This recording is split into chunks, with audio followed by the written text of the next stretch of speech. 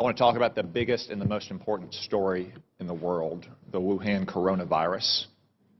This coronavirus is a catastrophe on the scale of Chernobyl for China, but actually it's probably worse than Chernobyl, which was localized in its effect.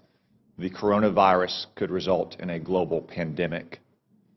While you were all sleeping overnight, the number of diagnosed cases in China increased by 30%.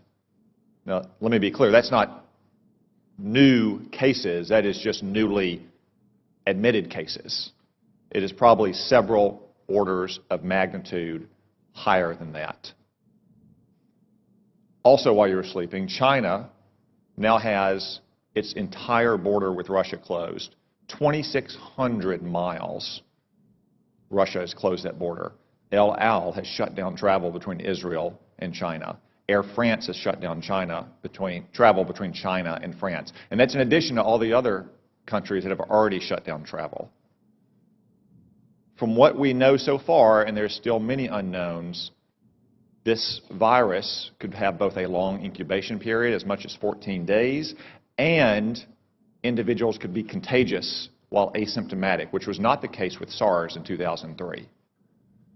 Furthermore, from some cases, it appears the virus could be aerosolized, which means it doesn't require the kind of contact that you have with, say, a married couple kissing each other or a family living in close quarters in a hotel or apartment, but rather the distances we are all sitting apart right now. Yet China is still lying about all of this. They've been lying about it from the very beginning, and you don't need their history of lying about SARS in 2003, though it is relevant here. You just have to see what's happened over the last 2 months.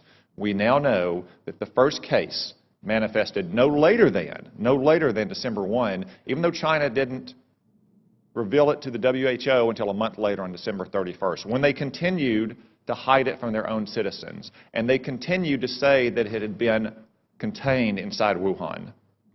Today, it is in every single province in China. They also claimed for almost 2 months, until earlier this week, that it had originated in a seafood market in Wuhan, that locals had contracted it from animals in, say, bat soup or snake tartare. That is not the case. The Lancet published a study last weekend demonstrating that of the original 40 cases, 14 of them had no contact with the seafood market, including patient 0.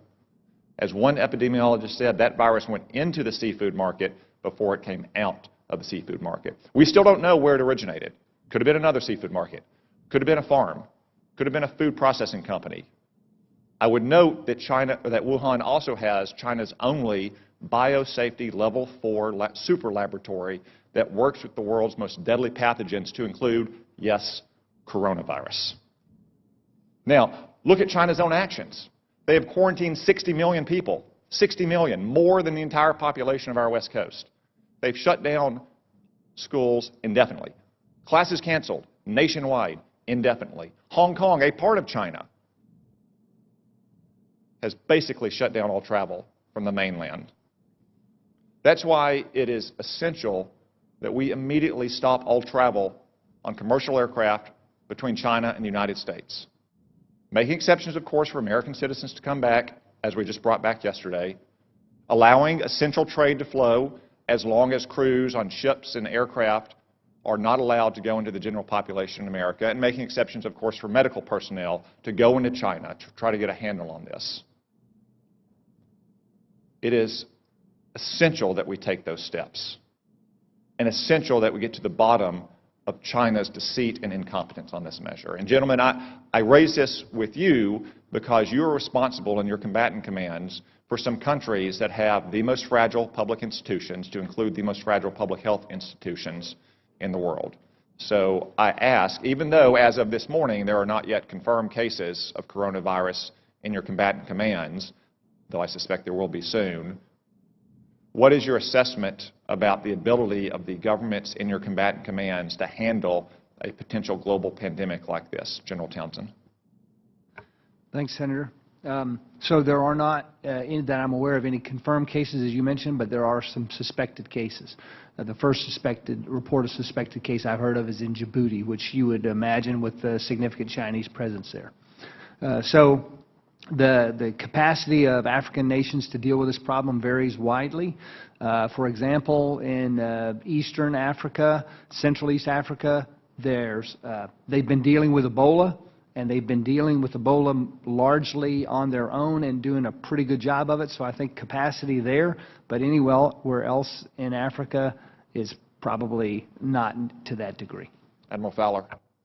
The Venezuela crisis has already strained the social services of many of the nations. As you're aware, Senator, we had to deploy the hospital ship Comfort twice in 1 year to last deployment 12 different nations, and in one 5-day span it can do the equivalent of a whole month for a region of some of the major countries. So I would be extremely concerned.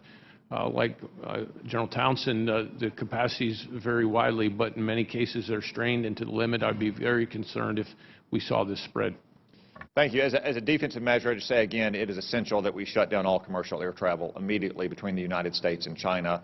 As an offensive measure, because that probably won't stop it entirely, and because if it becomes a global pandemic, we have to deal with countries with very limited capabilities here. We need a Manhattan Project level effort to work with our best research scientists and laboratories in this country to develop a vaccine as quickly as possible.